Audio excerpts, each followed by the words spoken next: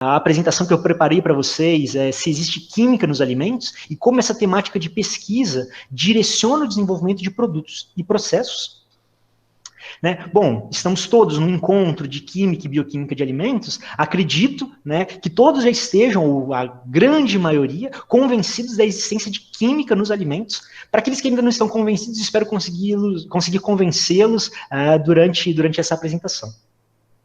Química de alimentos é uma ciência, então um tópico dentro da ciência de alimentos que trata da composição e propriedades dos alimentos, das transformações químicas que esses alimentos sofrem durante tanto processamento quanto estocagem. Bom, vamos tentar analisar aí parte por parte dessa definição, né? Se a gente pensa na composição dos alimentos, as matérias-primas alimentares são muito diversas do ponto de vista composicional. Diversos constituintes frequentemente fazem parte dessas matérias-primas alimentares, né? Água, então, um constituinte frequentemente negligenciado aí, em geral, o constituinte majoritário de grande parte das matérias-primas alimentares. Nós temos proteínas, carboidratos, lipídios, né? Esses aí, os constituintes majoritários em geral, e depois alguns constituintes minoritários que são também bastante importantes, vitaminas, pigmentos, minerais, entre outros.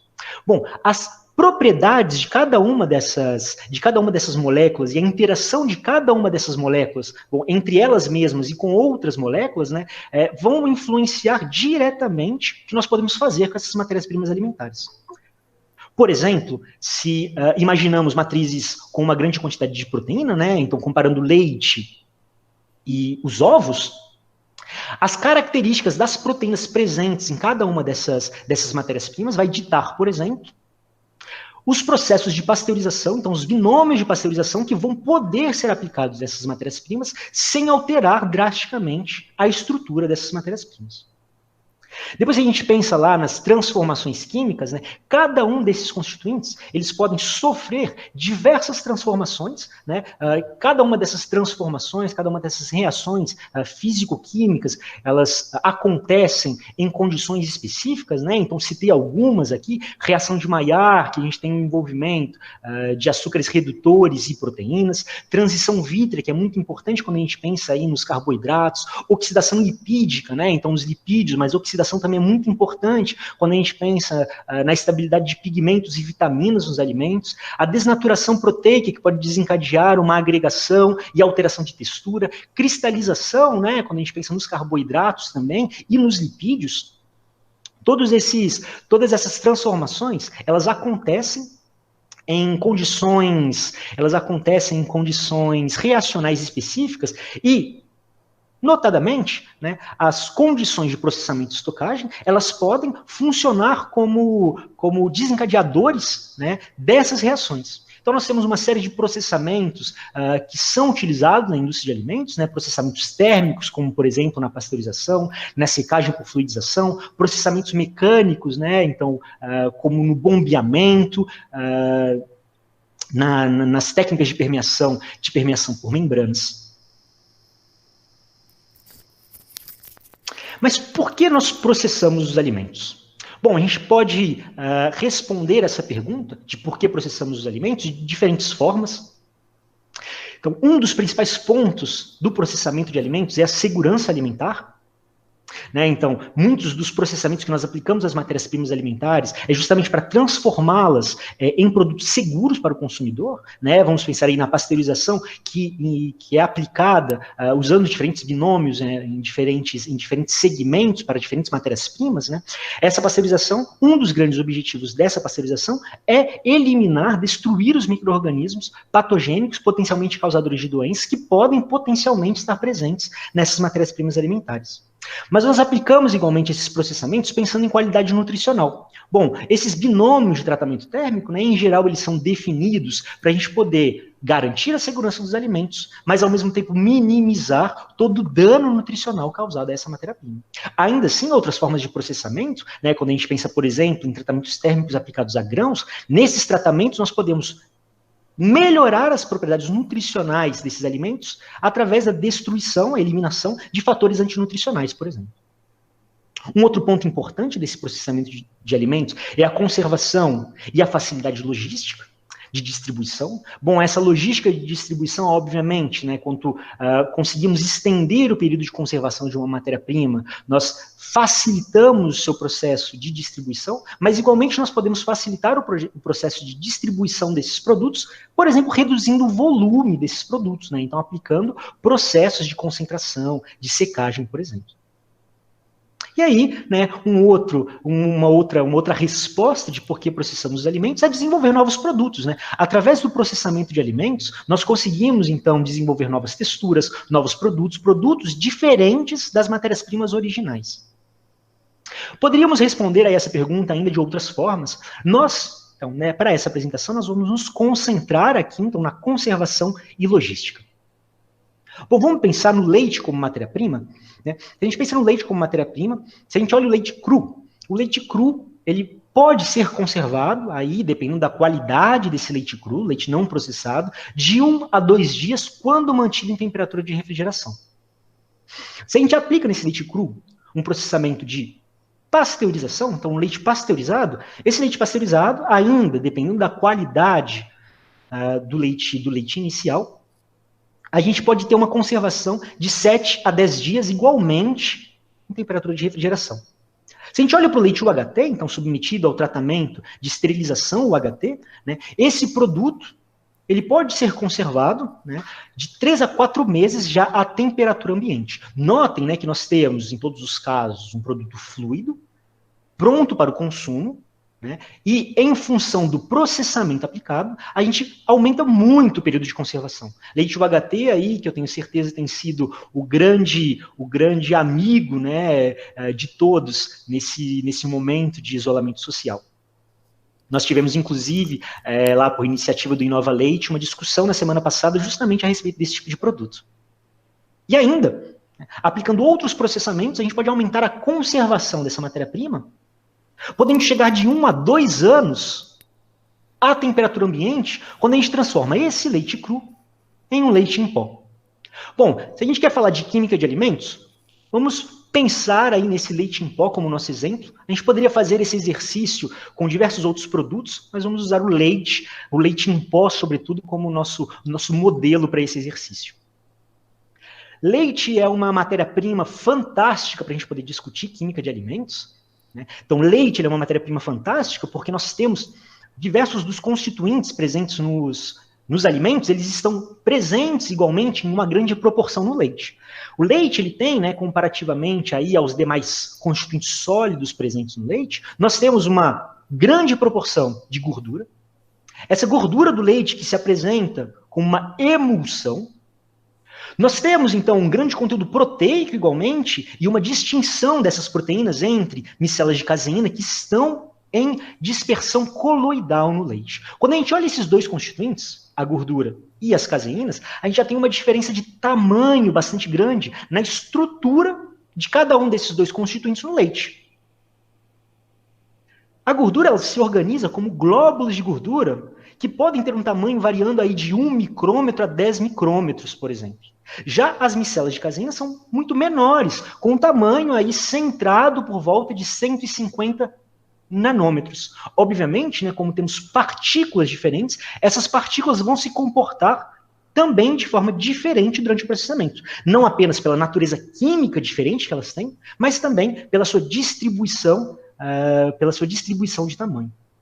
Aí no grupo das proteínas nós temos, além das micelas de caseína, né, então dessas estruturas supramoleculares, nós temos as proteínas do soro de leite que possuem uma reatividade diferente dessas micelas de caseína. E por fim, temos uma grande quantidade de lactose, que é o açúcar majoritário do leite bovino. Essa lactose, então um disacarídeo, que tem uma solubilidade bem menor comparativamente, por exemplo, à sacarose. Além disso, nós temos alguns minerais, né? Alguns minerais que estão de fato em solução, como a lactose, e alguns que estão aí na fase coloidal ligado às micelas de caseína. Bom, então como vocês puderam ver, né? Lá quando a gente pensa nos principais, nos constituintes majoritários que a gente estuda em química de alimentos, o leite, ele tem todos esses constituintes, lipídios, proteínas, carboidratos, e ainda é um meio com uma grande quantidade de água.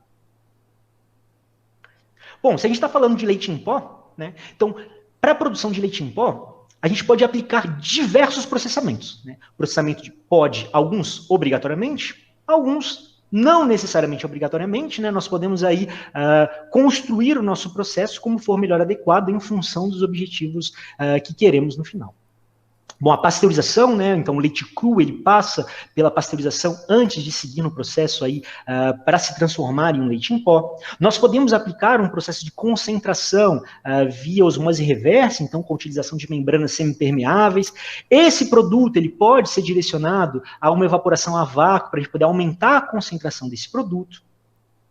E depois disso, nós temos a transformação desse produto concentrado em um pó, né, podendo utilizar aí um ou mais estágios de secagem, né, então secagem por atomização, por exemplo, secagem por atomização seguida por secagem por fluidização, e tudo isso para conseguirmos obter no final do processo, lá, colocando todas essas operações unitárias em sequência, o que nos interessa no final do processo é obter um produto, um leite, então em pó, aí diversas partículas de leite que, quando adicionadas na água, vão conseguir se reidratar facilmente e ter uma característica, ao final dessa reidratação, muito similar ao produto inicial do processo. Bom, então aí, para poder responder a nossa pergunta-chave dessa apresentação, como essa temática de pesquisa direciona o desenvolvimento de produtos e processos? Relembrando, a gente está usando, né, o processamento de leite em pó como um modelo aí para a gente poder entender a relevância da química de alimentos nesse desenvolvimento de produtos e processos. Falei no slide anterior, que nós podemos ter uma grande diversidade de tratamentos, né, de operações unitárias acopladas aí, aplicadas ao leite para poder chegar no nosso produto final. Então, bom, recapitulando, o nosso produto final de qualidade é um leite em pó, partículas de leite, né, então em pó, aí que consigam se reidratar facilmente. Vamos olhar somente para secagem por atomização. Na secagem por atomização, então, de todos aqueles processos, a gente escolheu uma única parte para a gente poder olhar com um pouco mais de cuidado. Na secagem por atomização, o que acontece é que nós temos um produto concentrado, né, que é pulverizado aí na torre de secagem, e ele vai de forma concorrente com ar quente, e no final a gente tem um produto em pó. A gente vai usar essa operação unitária para a gente poder enxergar como a ignorância da química de alimentos, então como a ignorância sobre as propriedades e as transformações físico-químicas que os constituintes dos alimentos eles podem sofrer, como isso causa impacto na produção desse produto. Para isso a gente vai trabalhar com 3 exemplos, né? A gente vai olhar para a água, como a água evolui durante esse processo, para a gordura, como a gordura evolui nesse processo, e para a lactose, como a lactose evolui nesse processo.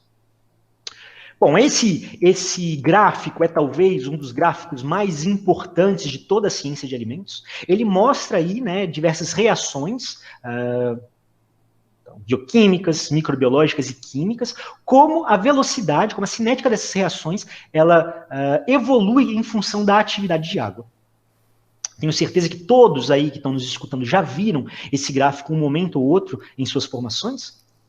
Nós temos aí o desenvolvimento microbiano, né, sobretudo em atividades de água um pouco mais elevadas, a atividade enzimática, o professor Juan deve em breve comentar um pouco a respeito disso, e 2 reações, né, muito importantes na química de alimentos, que são as reações de escurecimento não enzimático, sobretudo a reação de Maillard, que tem esse comportamento, e a oxidação lipídica, que tem esse comportamento. Bom, não se enganem, não achem que a produção de leite em pó visa retirar completamente a água ou do leite, ou simplesmente transformar o produto em pó. Não. O processo de desidratação do leite para transformá-lo em leite em pó visa uma atividade de água por volta de 0,2. A justificativa para isso está justamente nesse gráfico. Nós temos aqui por volta de 0,2 uma diminuição da cinética da reação de Maillard e uma diminuição igualmente da cinética de oxidação lipídica. 2 reações químicas que são extremamente importantes na definição do período de conservação desse produto.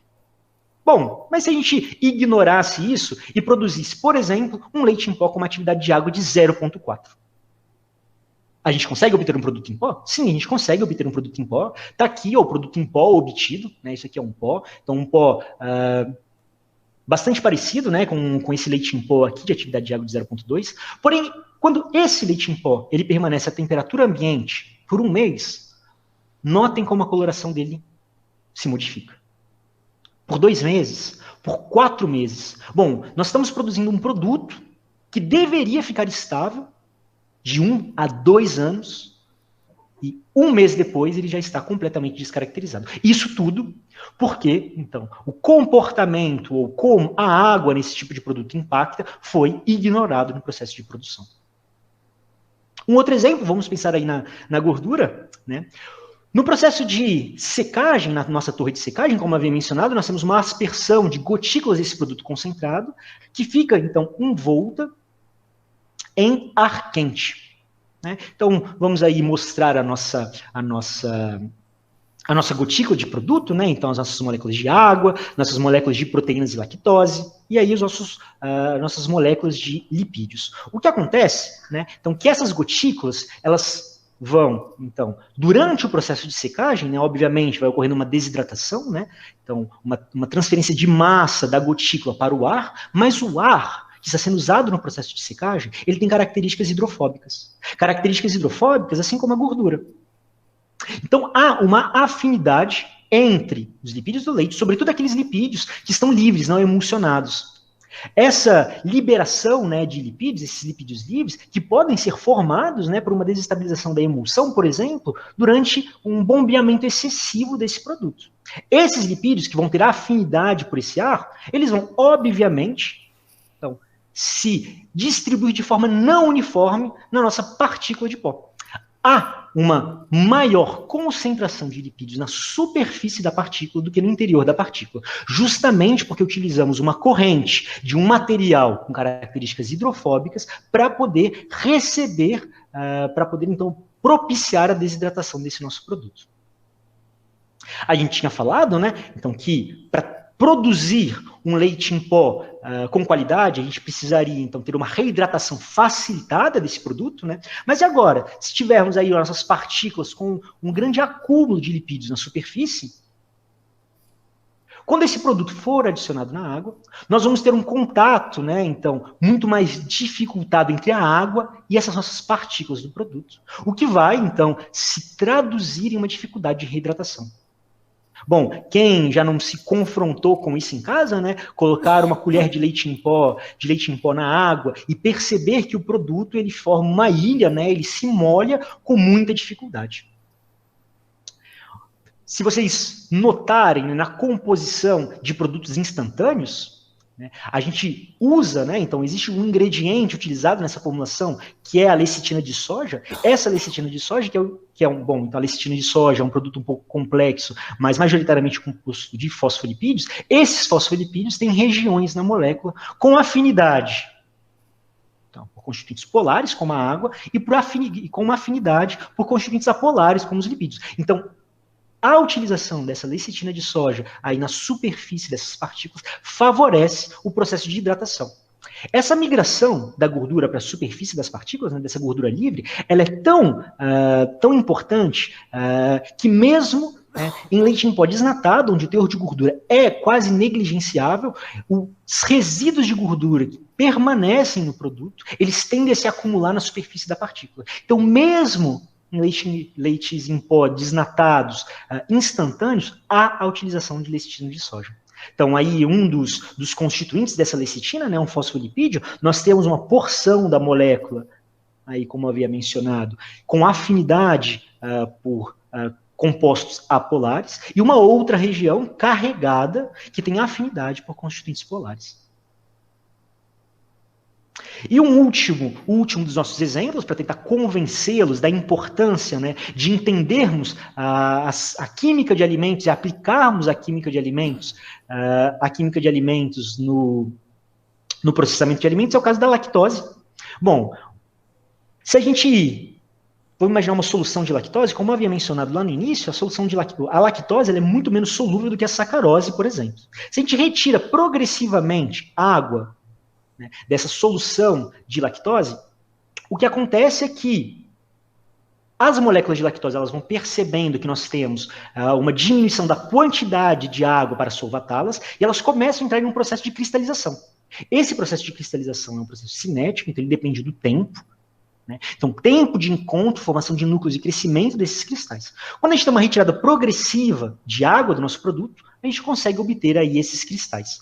No entanto, no processo de produção de leite em pó, a retirada de água é muito rápida. As moléculas de lactose, elas não conseguem entender, né, então, que há uma retirada, então essa retirada de água não é progressiva, então elas não conseguem entender que seria mais vantajoso termodinamicamente para elas de formar cristais. Então o que acontece é que no leite em pó, elas permanecem no estado que nós chamamos de estado vítreo. Então elas não formam um cristal, porém nesse estado vítreo as moléculas estão metastáveis. Isso significa que elas vão permanecer nessas condições, né? Então pouco reativas, então tem uma baixa mobilidade de água e uma pequena ordenação molecular, desde que não haja nenhuma modificação das condições do meio. No entanto, né, se tivermos um aumento da temperatura, um aumento da atividade de água desses nossos produtos, a gente pode induzir um processo de transição vítrea e levar essas moléculas de lactose para um outro estado não cristalino chamado de estado gomoso. Leva nosso meio a ter um aumento das cinéticas de reações justamente porque a gente aumenta a mobilidade molecular. Bom, se esse sistema, né, após a transição vítrea, permanece aí, então, evoluindo, a gente pode chegar à formação de cristais. No entanto, a cinética das reações, diversas reações, ela já aumenta muito só na passagem entre o estado vítreo e o estado gomoso. Então, se, né, a gente tem lá no nosso produto em pó um aumento do teor de umidade ou uma elevação da temperatura, né, então atingir essa temperatura de transição vítrea, isso pode levar à passagem do nosso produto do estado vítreo para o estado gomoso. Isso se traduz, então, em empedramento do produto, aglomeração do produto na embalagem, colagem, ou seja, uma perda de produto, uma perda econômica, uma descaracterização desse nosso produto. Mais uma vez, por ignorância e ignorando as propriedades das moléculas que compõem o nosso produto. Só para a gente resumir, né, então nós escolhemos um único produto, uma partezinha desse processo e 3 exemplos. A partir disso, só para esse processo, né, então, todos esses comportamentos das moléculas, eles definem, por exemplo, no processo, a vazão do ar quente que é utilizado, a temperatura do ar quente que é utilizado, então, todos esses parâmetros eles são importantes na definição, todas essas reações são importantes na definição desses parâmetros. O histórico de processamento do produto, se o produto ele sofreu, né, passou por um número maior de bombeamentos, a gente tem uma quantidade maior de gordura livre, por exemplo, a concentração desse produto que vai afetar diretamente na viscosidade do produto e, consequentemente, na migração de água no processo de desidratação, a vazão do nosso produto concentrado, a vida de prateleira do nosso produto e, inclusive, a conformação dessa nossa torre. Em função da composição, do comportamento dessas moléculas, né, a conformação dessa torre ela pode ser alterada, visto que todo o processo de secagem, né, ele tem que acontecer durante esse tempo de estadia do nosso produto dentro da torre. Eu costumo brincar com os meus alunos que todos os professores, quando eles chegam numa sala de aula, eles costumam falar que a disciplina que eles vão ministrar é a mais importante, mas que no caso da química de alimentos isso é verdade. Bom, obviamente isso é uma brincadeira, né? A área de alimentos é uma área multidisciplinar, por essência, mas então, tópicos básicos de ciência de alimentos, como a química de alimentos, a bioquímica de alimentos, microbiologia de alimentos, são importantes na construção desses processos, desses produtos aí, juntando, né, com conhecimentos de operações unitárias, tecnologia e embalagem. Obviamente, quanto mais a gente estuda, fica parecendo que menos a gente sabe. Bom, essa é uma sensação normal, mas completamente falsa, né? O fato é que quanto mais a gente aprende, quanto mais os fenômenos são elucidados, mais a gente consegue usar esse conhecimento como base para a produção de novos conhecimentos. Ainda nessa nossa linha aí do exemplo dos produtos em pó, eu trouxe uns resultados de um artigo publicado em 2010 pelo Mimoni e colaboradores, então, sobre a evolução durante a estocagem de um concentrado proteico de proteínas do leite. Isso aqui durante o processo de reidratação, né, então um pó com uma atividade de água normal, 0,2, estocado em temperaturas amenas. Esse é o pó durante o processo de reidratação, 10 minutos de reidratação, quando ele foi recém-produzido. E com 2 meses de estocagem a 20 graus Celsius. Notem que a gente tem um processo de reidratação muito mais dificultado aqui. Então, notem que a gente tem então, um contato, né, então, um aspecto de decomposição, destruição dessa partícula para a gente poder reidratar o produto muito mais claro nesse ponto do que nesse ponto. E isso é atribuído, né, a uma ligação que começa a acontecer, ligações covalentes que começam a acontecer entre as proteínas na superfície dessa partícula. Bom, esse fenômeno, ele foi elucidado, né? A gente sabe que isso acontece, no entanto, a gente ainda não tem todas as informações a respeito de por que acontece. Temos algumas pistas, né? Então, os produtos da reação de Maillard que podem ser gerados durante a estocagem, eles parecem ter uma influência, no entanto, nós não sabemos ainda como controlar esse tipo de alteração química durante a estocagem. O que seria, né? Então, o controle desse tipo de alteração seria muito importante para a gente poder garantir a qualidade desse nosso produto. Ainda assim, com esse conhecimento, né, nós conseguimos ir cada vez mais longe, né? Então, aí, essa base de química de alimentos já nos permitiu, como comunidade científica, né, criar estruturas como esses nanotubos de alfa-lactoalbumina, que é uma proteína do leite, e mesmo biotecidos aí de fibras de beta-lactoglobulina, ligadas ao grafeno, né, formando tecidos biocompatíveis. Bom, então, o conhecimento ele é infinito, justamente porque a progressão, o aumento desse conhecimento sempre serve como trampolim para novas descobertas. Bom, queria agradecer a todos pela atenção, em especial aí os integrantes do grupo de pesquisa que eu coordeno, e espero que eu tenha convencido vocês sobre essa importância da química de alimentos na definição de processos e desenvolvimento de novos produtos.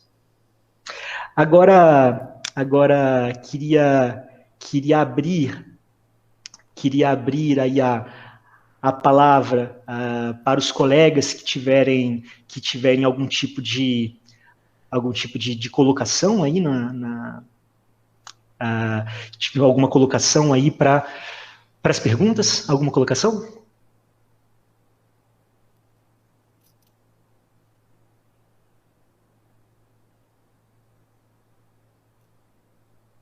Então, professor Rodrigo, se você quiser colocar a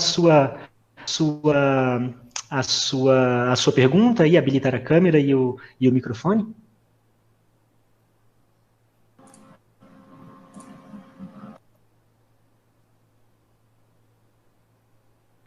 Não sei se consegue me... Sim, estou ouvindo perfeitamente, professor. Bom, boa tarde. Na verdade, eu queria ouvir a opinião, né? Porque a gente fala tanto em química de alimentos, né? E isso parece que é algo absurdo, né? Mas ficou tão claro na sua apresentação. Mas a discussão é a importância desse conhecimento, né? Da química, da química dos alimentos para chegar até o consumidor, até a gôndola, né? Então, é um longo caminho até lá. Não necessariamente o consumidor consegue enxergar bem o resultado de todo o processo, mas o que você poderia, né, ajudar a mostrar para o consumidor final, né, para o nosso cliente na gôndola, o porquê é importante esse conhecimento da química de alimentos, principalmente pensando em desenvolvimento de novos produtos. Obrigado, professor Rodrigo, pela pergunta. De fato, para o consumidor final, né, às vezes fica difícil enxergar todos os aspectos científicos que passam desde o início da concepção de um produto, né, até ele ser colocado na gôndola do supermercado. A ciência de alimentos, bom, o ramo de alimentos, ele é multidisciplinar como base, né? Então, acho que a integração de todos esses conhecimentos ela é fundamental. Então, bom, identificar essas demandas dos consumidores é um passo importante. Essas demandas que ele já sabe que tem, inclusive aquelas demandas que ele não sabe ainda que tem. Essas demandas identificadas, né, um erro que é comum acontecer, né, e deve ser evitado a todo custo, é que esse desenvolvimento de novos produtos, ele começa em geral, via tentativa e erro, né? Então, usando como às vezes base para uma formulação algo que já é muito bem estabelecido, sem levar em conta as peculiaridades de cada um desses constituintes pertencentes aí à nossa matriz alimentar. Então, acho que é esse o ponto, né, que eu acho que é o principal para quem trabalha com desenvolvimento de produtos, é enxergar que quanto mais conhecimento científico estiver dentro do processo de desenvolvimento, menor vai ser o empirismo para esse desenvolvimento. Então, mais fácil o resultado, né, mais rapidamente o resultado vai ser alcançado.